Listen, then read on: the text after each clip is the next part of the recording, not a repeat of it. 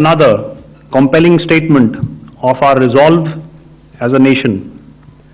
Operation Sindoor was conceptualized with a clear military aim to punish the perpetrators and planners of terror and to destroy their terror infrastructure. What I do not state here, of course, is the often stated determination of India and its intolerance to terror. It set into motion a very diligent and microscopic scarring of the terror landscape across the borders and the identification of terror camps and training sites.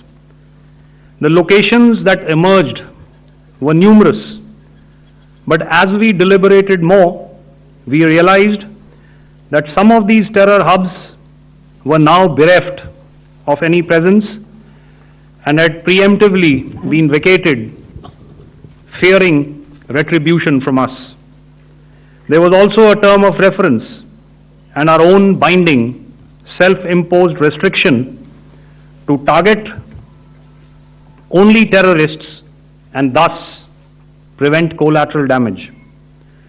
There were 9 camps that you are now all familiar with, which were confirmed by our various intelligence agencies to be inhabited. Some of these were in POJK, while there were others that were located in the Punjab province in Pakistan. Nefarious places such as Muridke, the hub center of the Lashkar-e-Taiba, has over the years bred infamous characters such as Ajmal Kasab and the likes of David Headley. What followed was a careful scrutiny of each of these sinister locations, their layout, configuration, even the type of construction in each structure, and the terrain obtained around these. This was with an obvious intent to deduce and identify the exact vector that was required for their neutralization, as also the eyes in the sky that we would send up to ensure that we brought back evidence that we had indeed targeted what we set out to. The precise images of these engagements on that fateful and historical night have already been showcased during the first press statement on the 7th of May that was helmed by our Foreign Secretary. I have no doubt in my mind that we achieved total surprise, and those strikes across those 9 terror hubs left more than 100 terrorists killed, including high-value targets such as Yusuf Azhar, Abdul Malik Rauf, and Mudassir Ahmed, that were involved in the hijack of IC-814 and the Pulwama blast.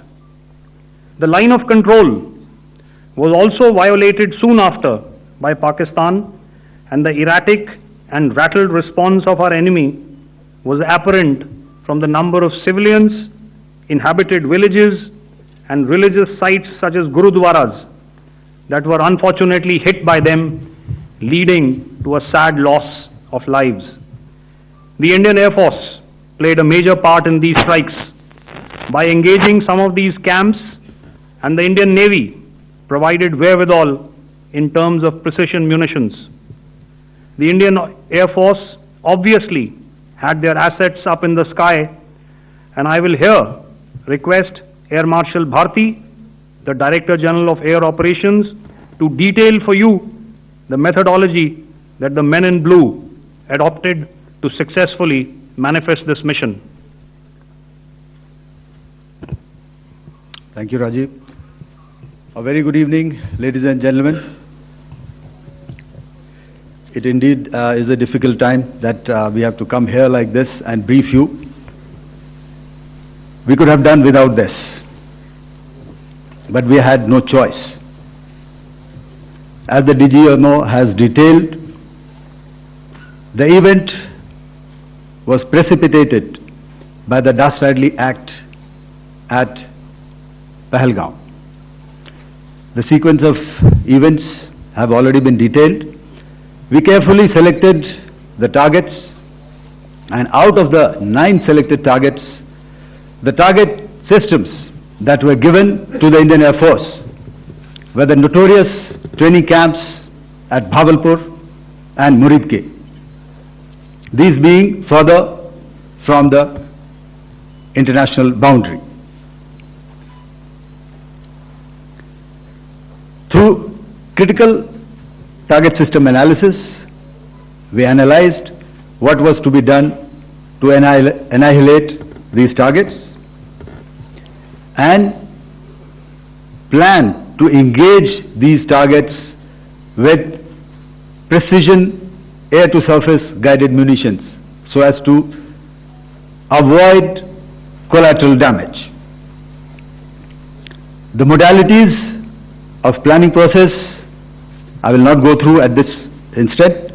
However, what I would like to show you is the results that we achieved through our targeted airstrikes. Could I have the second slide, please?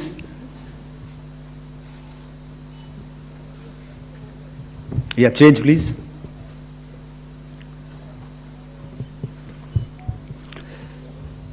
Okay.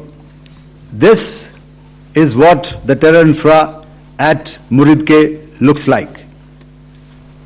If you see, north is as indicated, and to the right is east, where the international boundary lies. Could we have the next slide, please?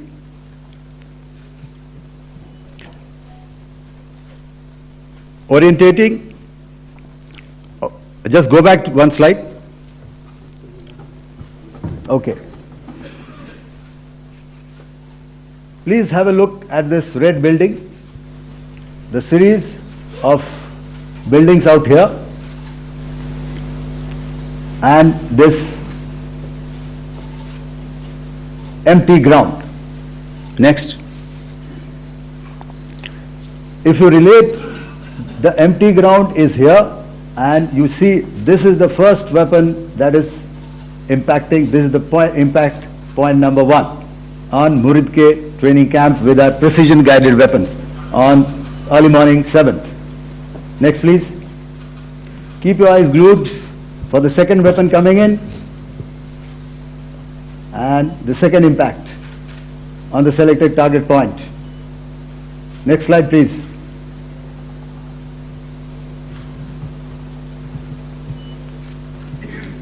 Third weapon, third impact. Continue. And fourth weapon, fourth impact. So through these targeted and precision targeting, we addressed the target at Muridke, which was the terrain infrastructure. Can you hear me? All right. Okay, I'll come closer to the mic. Now we go to the next target, which is the Bhavalpur training camp. Next slide, please. Okay, just wait. So the effect, if you see, the impact point, if I can point out, this is the impact point. The ammunition has gone through the roof and it has created a blast inside, the photographs of which you would have, all of you would have seen. And the red building, after that there was this double-story building. It has been completely decimated by precision targeting. Next, please.